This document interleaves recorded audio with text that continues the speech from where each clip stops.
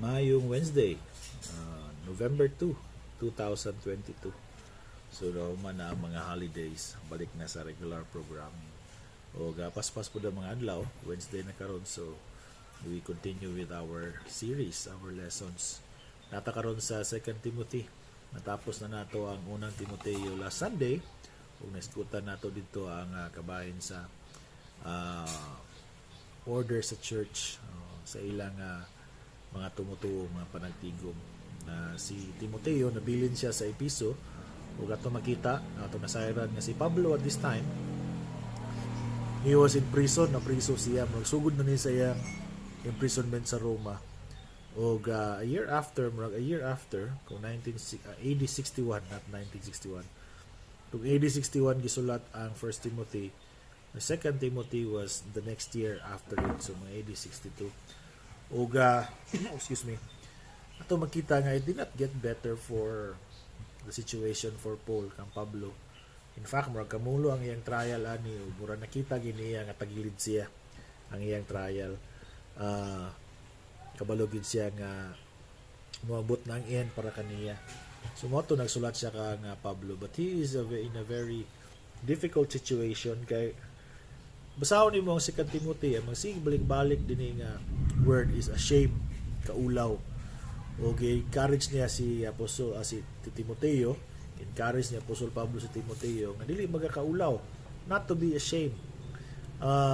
It seems that what's happening is that because na impreso na si Pablo og murag tagilid ang iyang sitwasyon didto, daghan sa iyang mga kauban, ilang mga kauban ang nibiya na kaniya. In fact, nag-mention siya mga ngalan, si Phygelos and Hermogenes. Even sa sa 1 Timothy chapter 1 na say na mga tao po dito nga iyang gipangisgutan, nga iyan na lang gitugyan sa kaaway tungod kay ibiyaan siya si Hymenaeus and Alexander. Okay? I threw them out and handed them over to Satan so they might learn not to blaspheme God. So na yung mga pipila ka tawo na po ang iyang ipangdayig, pero basically ang mga nigawas tungod kinapriso siya. Kanaghan sa mga tao gibiyaan na siya. Para naitabo kang Jesus ba? And Jesus was deserted by many of them, especially those who were close to him. And kamatuoran ng sulti sa Ginoo. Of course, si Jesus naman yun, Ginoo siya nga. These people will suffer the same things na gisuffer ni Jesus Christ. Gisuffer po niya. And isa po niya ang rejection and being deserted. When we say deserted, gibiyaan. Tungod na ulaw sila to associate Paul kinasi sa prisuhan. Many people, many of their colleagues left him, ibiyaan siya. Sa gidasig si Timoteo, ayaw kaulaw na ako din sa prisuhan di tungod sa nahangkoy krimen na gibuhat. Tungod lang kini sa akong pagsangyaw sa mga balita. Wala gi kauyunan labi na sa mga Pariseo, sa mga reliyoso. Usa nang kita silang paagi nga mapriso ko o makaundang ko. Ringon po niya sa Pilipay, bahala nagmao na tabo sa ako pero nalipay ko kay samot ang uban, ngisog sila, hatag silang boldness o tagaan silang boldness o confidence to share more about the gospel, that he lived the life that we should have lived, died the death we have deserved, and because of that we are forgiven, we have become accepted, and we have become His beloved. So, padayon lang sa pag-iskot sa mga balita di kang Jesus. Ug mao magito ang rason nga na siya sa impriso siya. Dili tungod kina siya gibuhat nga krimen nga lain, no. So he was being tried there. It seems there's influence pa mga Jewish leaders, mga Pariseo sa mga taga Roma. Ug mao man pinahitabo ang Jesus. They really used their influence to pressure Rome para yun nga mapatay si Jesus, mahukman siya. Ug mao gyapon kasinatian ni Pablo. So he was deserted. He felt rejection and lisod ang iyang sitwasyon sa tinuod lang.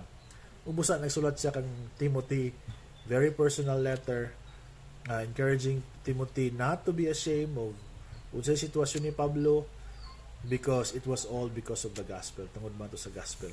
So, i-encourage niya si Timoteo dinig, niya nga sama sa soldier, dili ta basta-basta muundang lang. Sama sa athlete, we always train our bodies. Sama sa farmer, nga naay season, mahulat gid ta og naay panahon sa ting tanom, naay panahon po sa ting ani. So it's a it's a encouragement to endure. Na mo na ato makita nga kung atong balikan ang mga storya nila, storya ni Jesus, even storya ni Pablo karon atong tanawon, their lives did not get better because of the gospel. Actually, there were more sufferings kung tanawon nato. And that runs contrary sa atong naanaran. Kaya atong naanaran nga mensahe nga sa tawag gani, i-declare lang nato ang mga butang, umahayo ang mga butang, no. But being in the truth, it's really difficult. Usagali ang encouragement community is to stand for the gospel, stand for the truth. So mao ni ang encouragement ni Pablo kang Timoteo. In fact, gwapo kayo ang iyang gisulti. Nagsulat siya og poem. Wala man na siya lain reference. But in chapter 2, verse 11, this is a trustworthy saying. If we die with him, we will also live with him. So kabalugid si Pablo nga dili ni piki na ako sitwasyon. I could be sentenced here and I could die. If we endure hardship, we will reign with him. If we deny him, he will deny us. If we are unfaithful, and this is the twist of the story, if we are unfaithful, what's the next part? He will also be unfaithful to us. No. It says here, if we are unfaithful, he remains faithful. Salamat sa Ginoo sa Bisaya pa, kung kita dili matinumanon, kita dili gatuo, siya magpabilin nga matinumanon, siya magpabilin nga gatuo. Okay? For he cannot deny who he is. Guwapo na nga statement, guwapo na encouragement. So Pablo was holding on even though he was deserted, he was rejected by their colleagues, and he was alone there, and now he's going to suffer a sin that he did not do. And it seems that the same sufferings of Jesus, he's also going through it. But his encouragement is that even though we are unfaithful, God remains faithful because he could not deny himself. Di niya pwede talikuran ng iyang kaugalingon nga pagpanumpa. Kaya mao man na si Jesus. Remember the story in Abraham, di ba? When God gave the 3 blessings to Abraham. A blessing of family, lots of children, descendants. Blessing of the land. It's gonna be yours. I'll give it to you. And then the blessing of a person out from you that will be a blessing to all people. Dalaki blessing. But remember what God said, I will fulfill all of this. What are you going to do? You find the animals, you cut them in half, because it was a culture before, when you make a covenant or agreement, you get the animals and you pass by sa mga lawas sa animals, and that's saying that you are swearing by your life, okay, that you will fulfill your part of the covenant kasabutan. Busa, kinahanglan unta si Abraham ug ang Dios mulabay sa mga pinikas nga mga mananap, okay, animals, to confer and to put a seal on their covenant kasabutan. I'm doing my part, you also do your part. But we know what happened. If you remember the narrative, the Lord caused a deep sleep to fall unto Abraham. Busa natulog lang si Abraham. Sa iya lang damgo, nakita niya nga nilabay ang kalayo nga mao ang Ginoo. Kaya ang Ginoo espiritu man. Wala pa man dito si Jesus at that time. His incarnation was thousands of years later pa. Nilabay ang kalayo, which was God Himself, symbol of purity and holiness. Nilabay sa mga hakahayupan nga natunga na hati, and Abraham was only sleeping. So we see here that God, He was swearing by Himself that I will fulfill all of my promise to you, Abraham. It will come to pass. And you will just be sleeping. You will be resting. It will all be on me. Ug mao gyud po na ang kamay sa Ginoo even until now, because we know that Abraham was not really faithful, but God remains faithful. So that's even encouragement for all of us, because we are failing. We are sinful. We are weak. But thank the Lord that He doesn't see us that way. He always sees us through the lens of Christ. And that's why on Himself also, He could not deny us. He could not turn His back on us, because that's who He is. He swore already. And He will always be faithful to us. And that is love. That is grace. And that is mercy given to us, afforded to us.